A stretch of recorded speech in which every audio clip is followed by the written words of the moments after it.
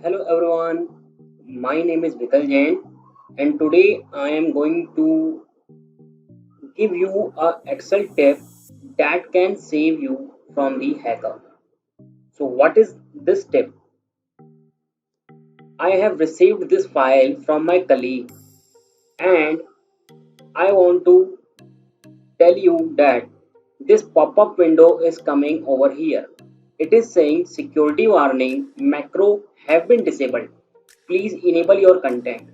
Now my tip to you is if you know the macro behind it, please enable it. Otherwise, don't enable it because there may be some event handler tools in the backend which if you will enable this file which will activate and that will destroy your file or even that may contain some virus, some bugs that can store in your system through excel file.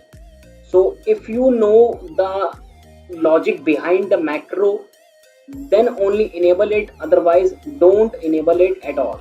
So keep enjoying and keep learning.